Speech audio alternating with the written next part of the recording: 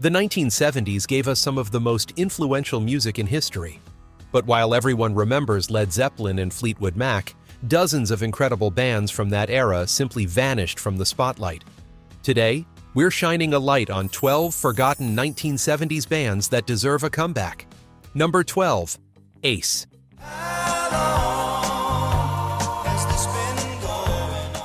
If you lived through the mid-70s, there's a good chance you heard How Long on the radio. That smooth, soulful track with its memorable piano riff came from Ace, a British pub rock band that formed in 1972. The song became a top 3 hit in the United States in 1975, and for a brief moment, Ace looked poised to become one of the decade's major acts.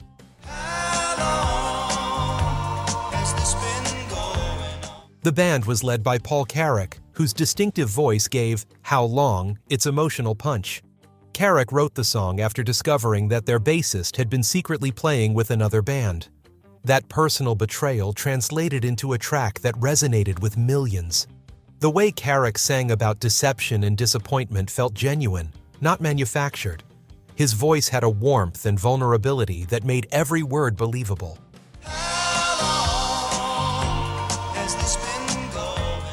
But despite the massive success of their debut single, Ace struggled to replicate that magic. Their subsequent releases failed to chart, and by 1977, the band had dissolved. The music business can be cruel that way. One hit doesn't guarantee longevity, especially when you're competing against established acts and trying to prove you're more than a one-hit wonder. Ace had released a solid debut album, Five Aside, in 1974. Showcasing their ability to blend rock, soul, and pop into something cohesive. Songs like Sniffin' About and Rock and Roll Runaway demonstrated their range. But radio wasn't interested.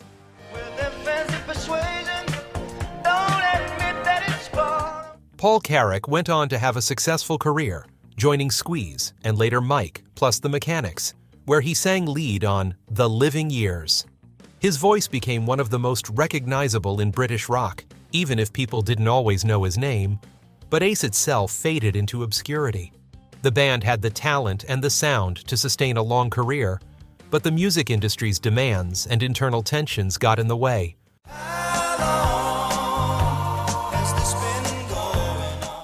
Number 11. Pilot.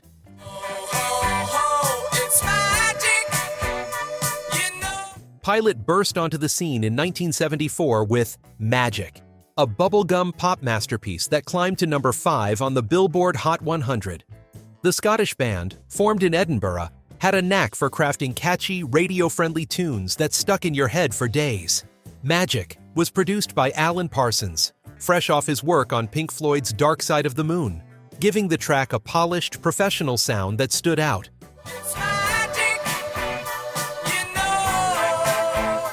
The band followed up with January in 1975, which became another hit in the UK and showed they weren't just a one-trick act.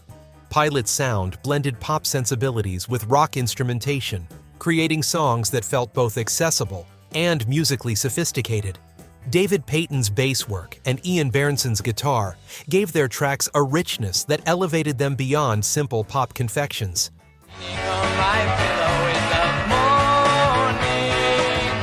But commercial success proved elusive after those initial hits.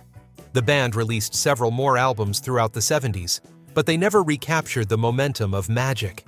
By 1977, Pilot had essentially disbanded, with members moving on to session work and other projects. Payton and Bairnson both became key contributors to the Alan Parsons Project, ensuring their musical legacy continued even as Pilot faded from view.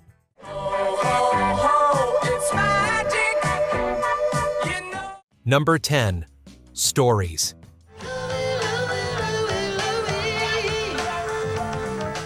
Stories arrived in 1972 with a unique sound that blended rock, soul, and a touch of theatrical flair.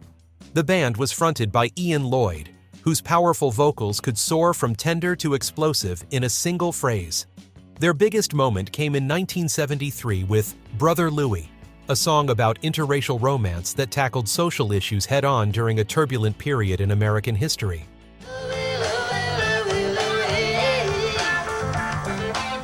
Brother Louie shot to #1 on the Billboard Hot 100, making Stories one of the few bands to top the charts with a song addressing racial prejudice.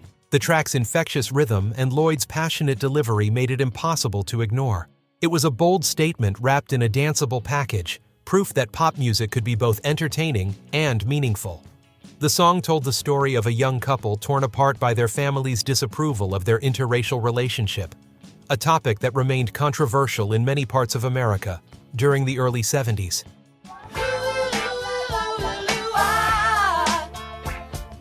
What made Stories particularly interesting was their versatility.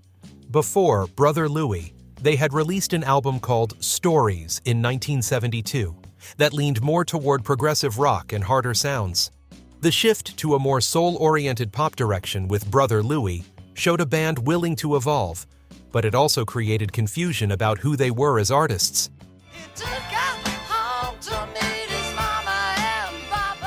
Despite this massive hit, Stories couldn't maintain their chart presence. Their follow-up singles failed to connect with audiences, and the band found themselves struggling to define their sound. Were they a soul band? A rock group? The identity crisis proved fatal. Record labels wanted another Brother Louie, but the band wanted to explore different musical territories. By 1974, Stories had broken up, leaving Brother Louie as their sole claim to fame. Ian Lloyd continued performing and recording, but Stories itself became a footnote in 70s music history.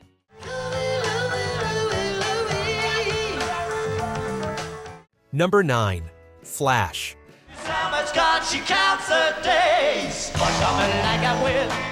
When Yes guitarist Peter Banks left the progressive rock giants in 1970, he didn't disappear. He formed Flash in 1971, bringing along former Yes bandmate Tony Kaye on keyboards. Flash was Banks's attempt to create a more aggressive, guitar-driven version of progressive rock, and for a brief period, it looked like the gamble would pay off.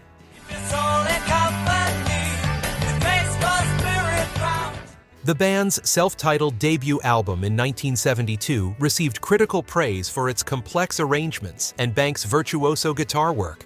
Tracks like Small Beginnings showcased the band's technical prowess and willingness to experiment with time signatures and musical textures.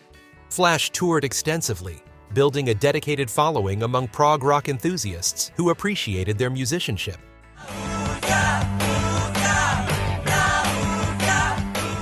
But Flash faced an uphill battle.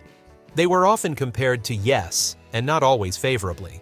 The progressive rock scene was becoming increasingly crowded, with bands like Genesis, Emerson, Lake and Palmer, and King Crimson dominating the landscape.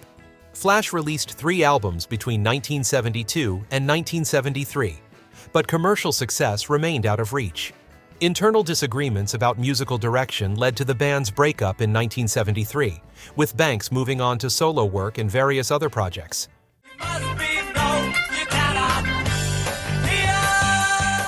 Number 8. Suzi Quatro.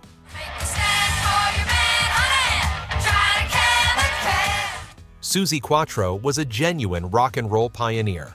Born in Detroit and raised on rock music, she became one of the first female bass players to front a hard rock band. In 1973, she exploded onto the British music scene with Can the Can, a glam rock anthem that went to #1 in the UK and across Europe. Quatro, dressed in black leather and playing bass like her life depended on it, shattered every expectation of what a female rock star should be.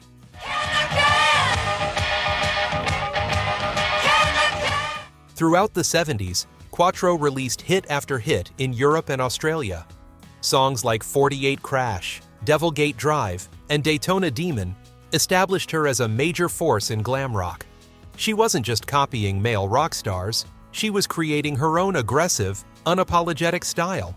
Her influence on later female rockers, from Joan Jett to Chrissie Hynde, cannot be overstated.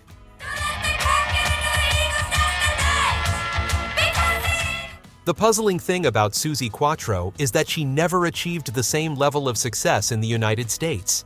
Despite being American and having massive hits elsewhere, American radio largely ignored her. She became better known in the US for her acting role on the sitcom Happy Days than for her music. This remains one of the great mysteries of 70s rock. Quatro deserves recognition as one of the decade's most important artists, and a comeback would finally give her the American audience she always deserved.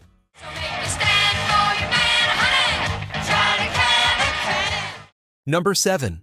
Argent.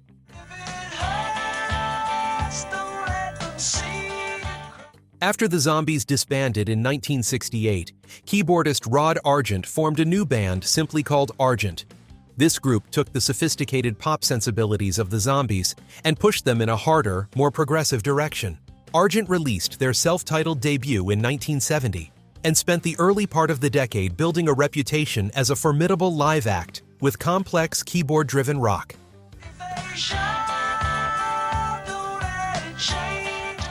The band's biggest commercial moment came in 1972 with Hold Your Head Up, a track that became a top 5 hit in the United States. The song's powerful organ riff and anthemic chorus made it a radio staple, and it remains one of the most recognizable rock songs of the era. Rod Argent's keyboard work throughout the track demonstrated that organs could be just as powerful as guitars in rock music. The extended instrumental section in the middle of the song became a showcase for the band's musicianship during live performances. But Argent was more than just one hit. Their 1973 album, In Deep, showcased a band willing to experiment with jazz fusion, progressive rock, and straightforward pop. The album contained God Gave Rock and Roll to You, which would later be covered by Kiss and become better known in its cover version. Argent's original had a gospel-tinged intensity that perfectly captured the almost religious fervor many felt about rock music in the 70s.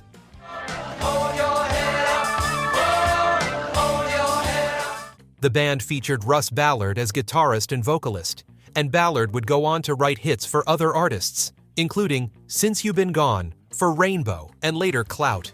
This songwriting talent meant Argent always had strong material to work with. Unfortunately, the band never produced another hit on the level of Hold Your Head Up. They continued recording and touring through the mid-70s, releasing albums that sold modestly, but failed to capture mainstream attention. By 1976, the band had run its course, and Argent moved on to production work and occasional Zombies reunions. Their legacy lives on in Hold Your Head Up, but the rest of their catalog deserves to be heard.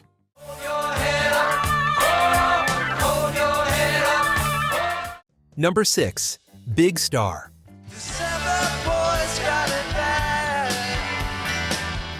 Big Star is perhaps the ultimate 70s cult band. Formed in Memphis in 1971, they created some of the decade's most influential power pop, yet almost nobody bought their records at the time. Their debut album, Number One Record, in 1972, was a masterpiece of melodic rock, featuring jangly guitars, perfect harmonies, and songs that sounded timeless from the moment they were recorded.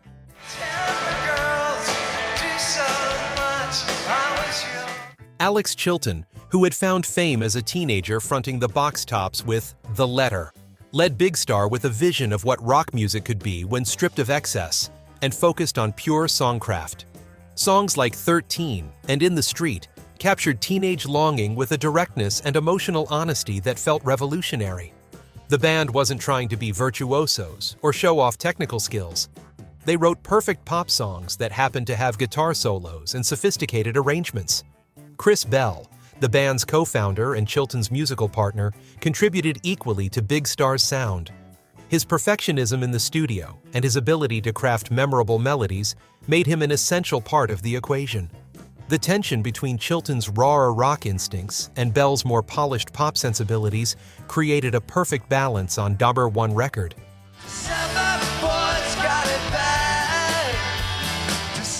Their second album, Radio City, released in 1974, showed a band evolving and getting even better. By this point, Bell had left the group, and Chilton had taken more control. Songs like September Girls and Back of a Car demonstrated a mastery of the 3-minute pop song that few bands have ever achieved. The music was simple on the surface, but revealed new layers with each listen. Despite the quality of their work, Big Star's records didn't sell. Distribution problems, lack of promotion, and bad timing all conspired against them. Their label, Ardent Records, struggled to get their albums into stores outside of Memphis. Radio programmers didn't know what to do with music that didn't fit neatly into existing categories. By 1974, Chilton was essentially recording alone under the Big Star name, creating the dark, experimental Third Sister Lovers album, which wouldn't be released until 1978.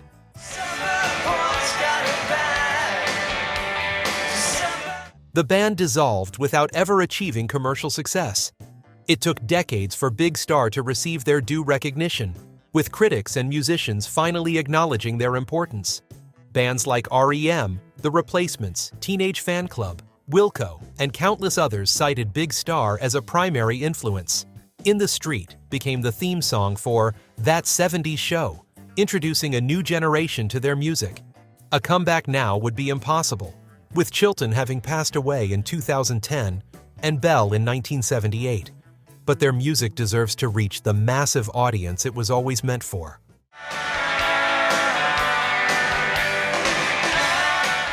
Number 5.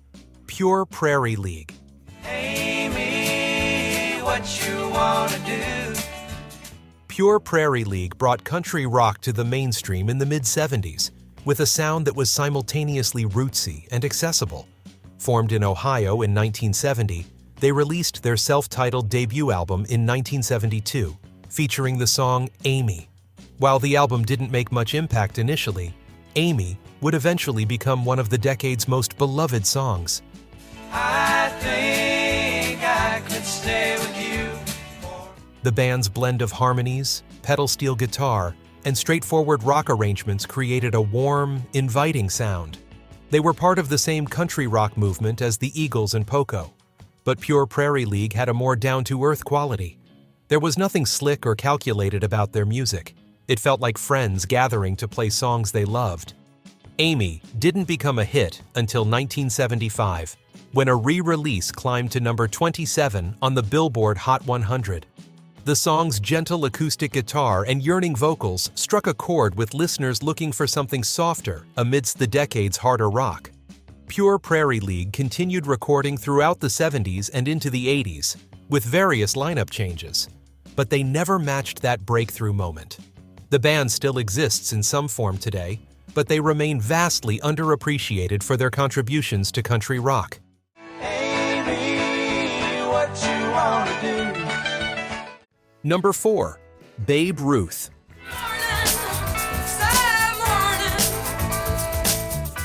Not to be confused with the baseball legend, Babe Ruth was a British rock band that formed in 1971 and created some of the most powerful, innovative rock music of the early 70s. Their sound mixed hard rock, progressive elements, and soul, led by the extraordinary vocals of Jenny Han. Han's voice could be delicate one moment and earth-shaking the next, giving Babe Ruth a dynamic range few bands could match.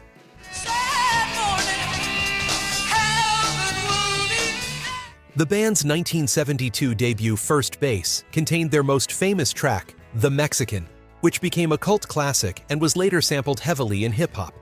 The song's heavy bass line and dramatic arrangement showed a band unafraid to push boundaries. Babe Ruth could be heavy when they wanted to be, but they also incorporated jazz and funk influences that set them apart from standard hard rock acts. Despite critical acclaim and a devoted following, Babe Ruth never broke through commercially. They released several more albums in the 70s, each showing growth and experimentation, but radio play eluded them. The band split in 1976, with various members pursuing different projects. Jenny Han's vocals alone should have made Babe Ruth stars, but timing and luck weren't on their side.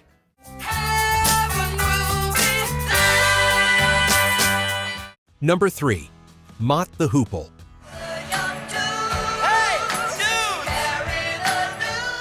Mott the Hoople occupied a unique space in 70s rock, blending glam, hard rock, and Dylan-influenced lyrics into something entirely their own. Formed in 1969, the band struggled throughout their early years, releasing several albums that failed commercially despite positive critical reception.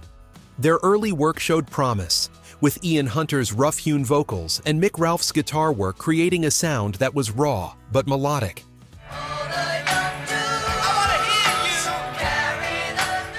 By 1972, they were ready to call it quits. when David Bowie stepped in with a lifeline. Bowie was a fan of the band and didn't want to see them disappear.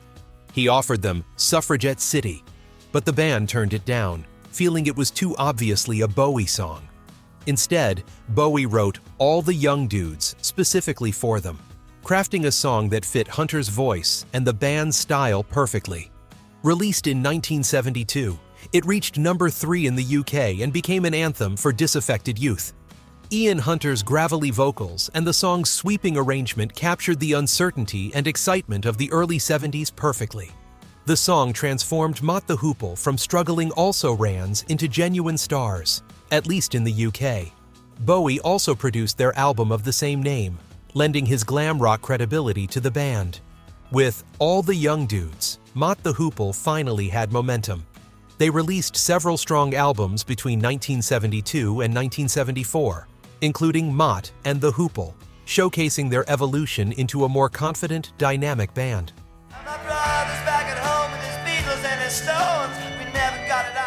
Songs like All the Way from Memphis and Roll Away the Stone proved they could write their own anthems without Bowie's help. All the Way from Memphis told the story of a rock and roll journey with humor and heart, while Roll Away the Stone combined boogie-woogie piano with hard rock guitars in ways that shouldn't have worked but did. The band had found their voice, mixing glam's theatrical elements with genuine rock and roll grit. But internal tensions, particularly between Hunter and guitarist Mick Ralphs, who left to form Bad Company in 1973, weakened the band. Ariel Bender replaced Ralphs, and later Mick Ronson, fresh from his work with David Bowie's Spiders from Mars, joined on guitar. These were talented musicians, but the chemistry that had defined the band's best work was gone. Mott the Hoople broke up in 1974, just as they were hitting their creative peak.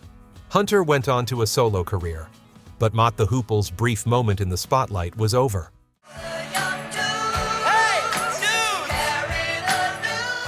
Number 2. Nektar.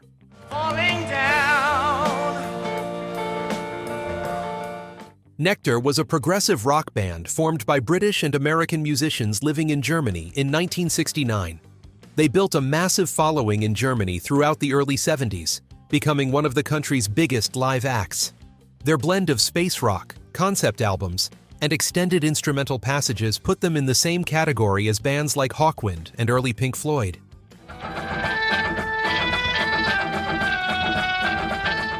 The band's 1973 album, Remember the Future, was their creative and commercial high point. This ambitious concept album told a science fiction story across its runtime, with the music moving seamlessly between sections. Nektar's use of synthesizers and their willingness to explore cosmic themes gave them a distinctive sound. American audiences got their first real taste of Nektar in 1974, when the album was released stateside. Despite a strong showing on American tours and decent album sales, Nektar never quite broke into the mainstream. Progressive rock was beginning to fall out of favor by the mid-70s, and Nektar's more experimental tendencies worked against them in an increasingly commercial market. The band went through numerous lineup changes and continued recording sporadically, but they never recaptured the magic of their early 70s work. They remain heroes to progressive rock fans, but unknown to the wider public.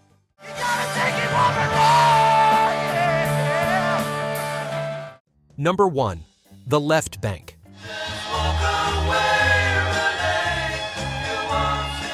The Left Banke formed in 1965, but their most creative period extended into the early 70s. They're best remembered for Walk Away Renee from 1966, but the band's Baroque pop sound continued to develop throughout the decade. When they reunited in 1971, they brought that same sophisticated approach to their music, incorporating classical instruments and complex harmonies.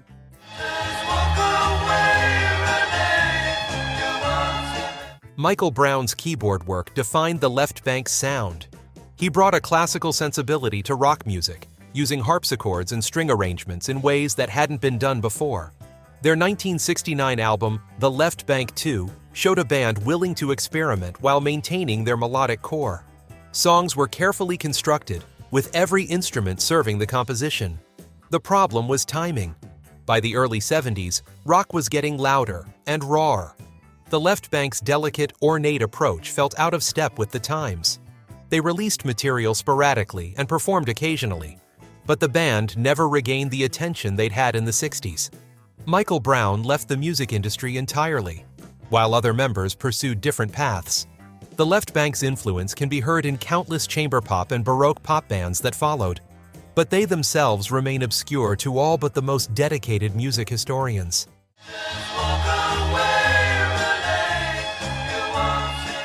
These 12 bands represent just a fraction of the incredible talent that emerged in the 1970s, only to be forgotten by mainstream audiences. Each had something special, whether it was a unique sound, exceptional musicianship, or songs that captured a moment in time. The music industry has always been unpredictable, and commercial success never tells the whole story. If you enjoyed this trip down memory lane, make sure to like this video and subscribe to the channel for more forgotten gems from music history. What other 70s bands do you think deserve recognition? Let us know in the comments below.